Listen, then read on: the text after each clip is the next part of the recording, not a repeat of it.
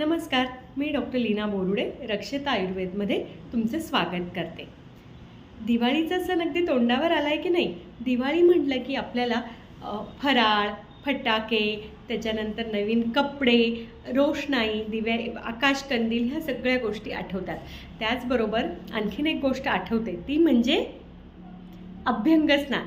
चला चला, दिवाळी आली, अभ्यंगस्नानाची वेळ झाली आणि आपण अशाच ॲडव्हर्टाईजही टी व्हीवर बघत असतो.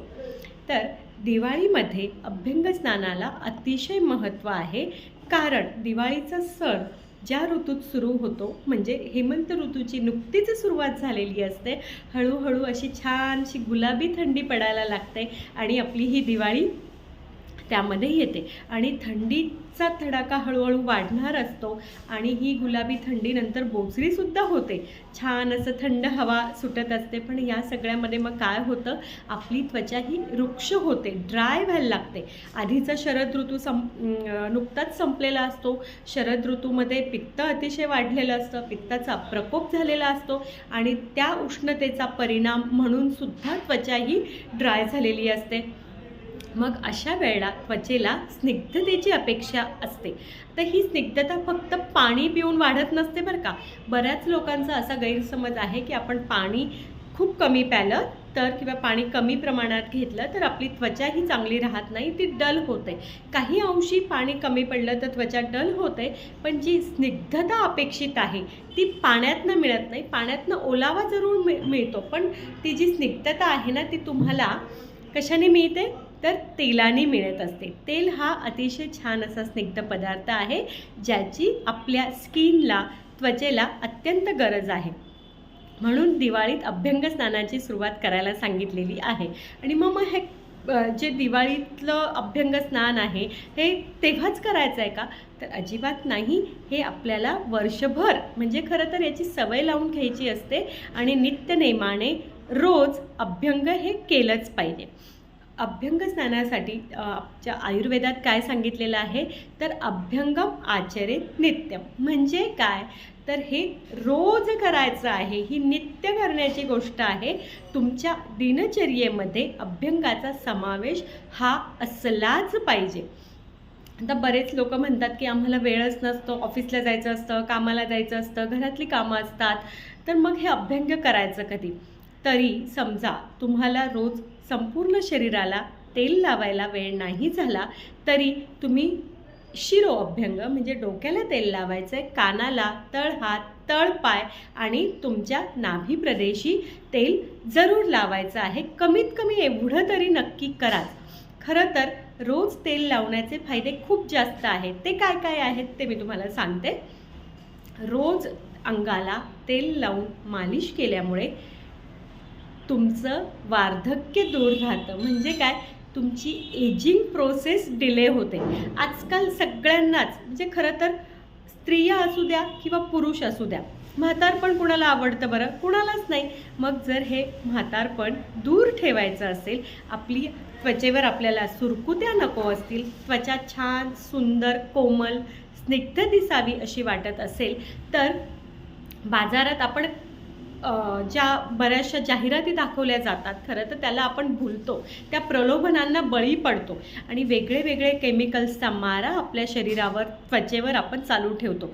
वेगळे वेगळे नाईट क्रीम्स, डे क्रीम्स, त्याच्यानंतर आजकाल काय तर म्हणे स्किन रिच्युअल्स असतात. म्हणजे सकाळी उठल्यावर आधी हे मॉइश्चरायझर लावा, मग टोनर लावा, मग बाहेर जाताना सनस्क्रीन लावा, थोड्या थोड्या वेळाने ते सनस्क्रीन लावत राहा.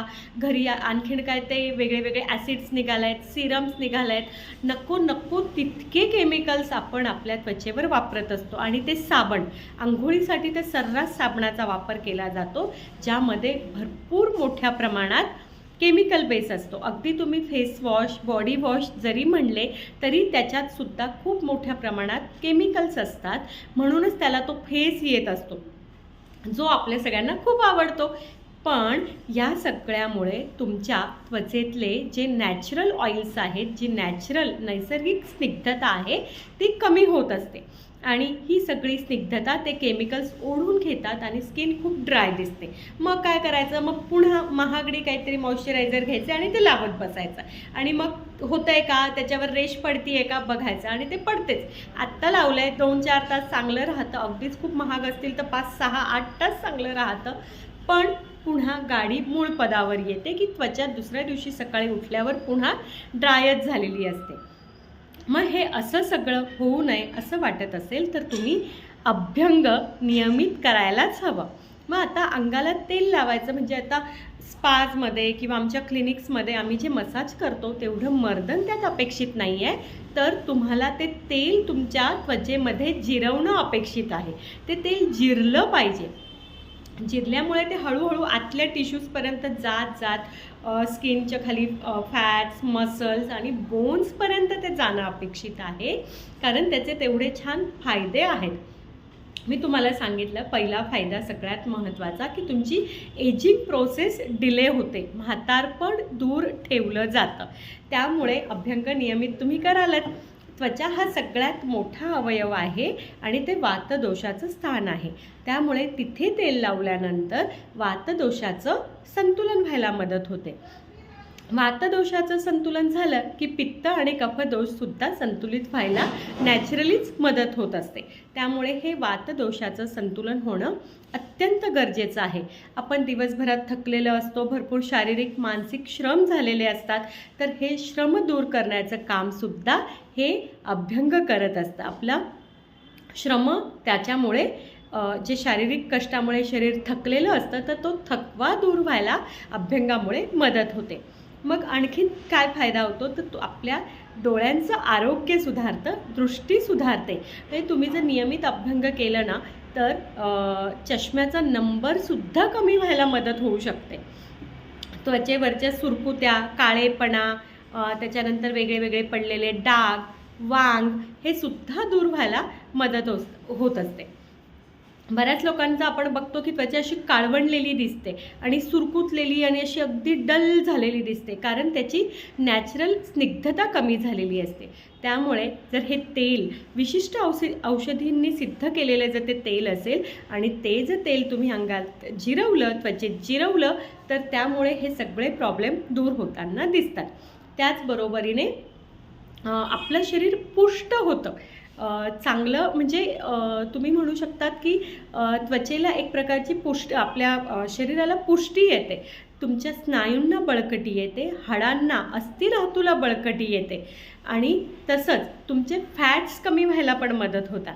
आता ह्याच्यात बरं का तिळाचं तेल किंवा विशिष्ट औषधी सिद्ध तेलाने जर तुम्ही मसाज केला ना तर जे कृश व्यक्ती आहेत त्यांना मदत होते की त्यांची तब्येत सुधारते आणि जे स्थूल व्यक्ती आहेत त्यांचे फॅट्स कमी व्हायला सुद्धा अभ्यंगामुळे मदत होते. तसंच आपण बघितलं की फॅट्सही कमी होतात. आणखीन म्हणजे तुमच्या स्नायूंना खूप चांगली बळकटी येते, स्नायू पिळदार होतात. म्हणून ज्यांना बॉडी बनवायची आहे, ज्या विशेष ते जिममध्ये जातात, भरपूर एक्सरसाइज करतात, ते सगळे मसल्स त्यांना दिसावे वाटत असतात, तर त्यांनीसुद्धा अभ्यंग करायला पाहिजे. जे लोक खेळाडू आहेत, स्पोर्ट्स पर्सन आहेत, त्यांनी तर नियमित अभ्यंग केलंच पाहिजे. त्यामुळे त्यांचे स्नायू आणि अस्थिधातू हा बळकट होतो. त्यामुळे सहज पडल्यामुळे होणारे काही फ्रॅक्चर्स असतील तर त्यांना आपण टाळू शकतो. अस्थिधातूंना बळकटी आल्यामुळे फ्रॅक्चर होत नाही. तसेच तुमचे केस आणि तुमच्या दातांचं आरोग्यसुद्धा सुधारतं. कारण केस आणि दात हे तुमच्या अस्थिधातूपासून बनत असतात, त्यामुळे त्यांचं आरोग्य सुधारायलाही मदत होतं. जसं शरीराला तेल लावायचं आहे तसंच डोक्यालाही तेल लावायचं आहे. डोक्याला तेल लावल्यामुळे, तळपायाला तेल लावल्यामुळे तुमची निद्रा, झोप ही व्यवस्थित होते. गाढ आणि चांगली झोप लागायला मदत होते. म्हणजे डिस्टर्ब स्लीप नसते, सारखं स्वप्न पडणं किंवा मध्ये मध्ये जाग येणं असं होत नाही. छान शांत झोप लागते, डोकं आणि मन शांत होतं, मेंदूला चालना मिळते, मेंदू कार्यक्षम होतो, त्यामुळे आपली निर्णय घेण्याची कपॅसिटीसुद्धा वाढते. तसंच शांत झोप लागल्यामुळे दुसरा जो दिवस आहे तो उत्साहाने सुरू होतो आणि अतिशय चांगला जातो. बरोबर की नाही?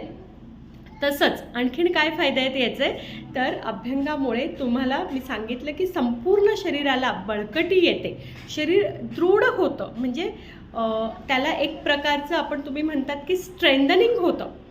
ते खूप गरजेचं असतं. तुमचे स्नायू, तुमचे बोन्स हे सगळे स्ट्रेंथन होतात, त्याला चांगली बळकटी येते. त्यामुळे तुम्ही जर बघितलं, जे नियमित अभ्यंग करतात ना, त्यांचं शरीर असं मस्त पिळदार आणि बलशाली दिसतं.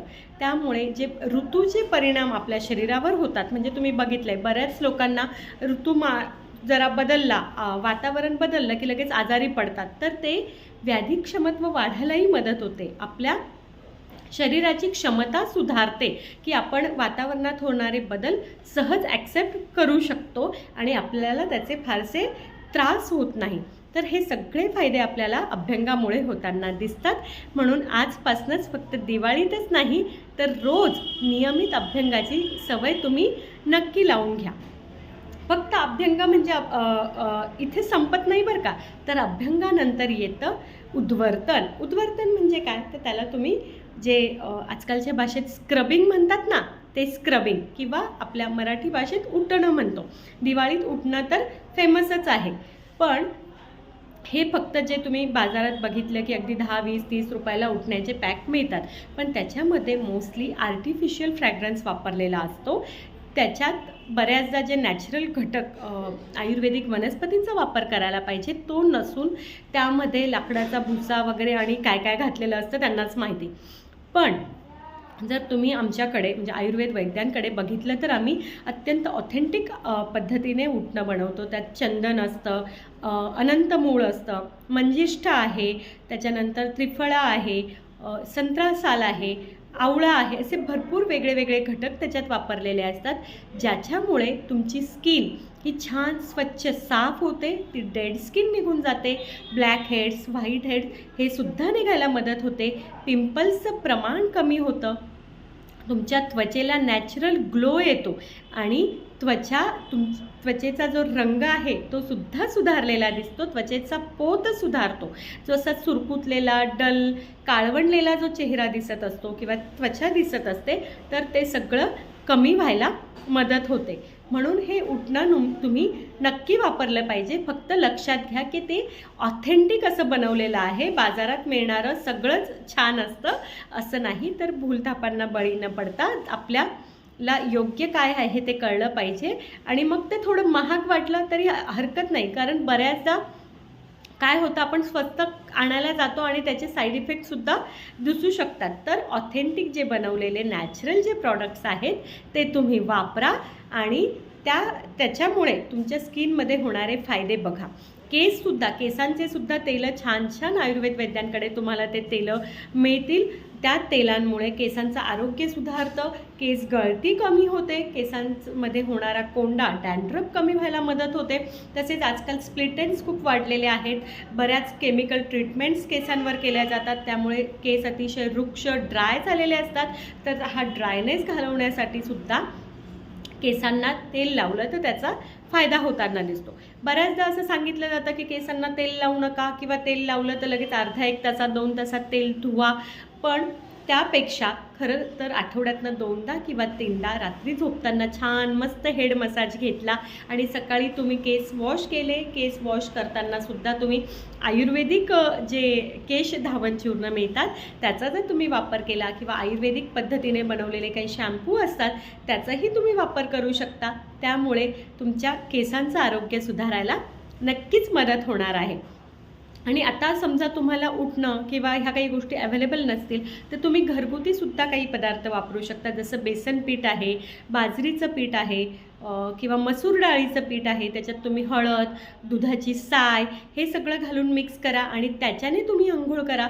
त्याच्याने सुद्धा आपल्याला फरक जाणवतो. तसंच गुलाब पाणी आहे किंवा गुलाब तुमच्याकडे जर देशी गुलाब असेल तर त्या गुलाबाचं चूर्ण तुम्ही वापरू शकतात. ह्या सगळ्या गोष्टींच्या वापरामुळे नॅचरल थिंग्स जे आहेत त्याच्या वापरामुळे तुमची त्वचा नॅचरली सुंदर व्हायला मदत होत असते. तर असं हे दिवाळीचं जे अभ्यंग स्नान सांगितलेलं आहे ते खरंच अतिशय आरोग्यदायी आहे. त्यामुळे तुमचं एकूणच आरोग्य हे नीट राहायला मदत होणार आहे. तर मग आजपासनं सगळ्यांनी नियमित अभ्यंग आणि उद्वर्तन नक्की करा. त्याचे फरक तुम्ही नक्की बघा आणि मला ते नंतर कळवासुद्धा. धन्यवाद.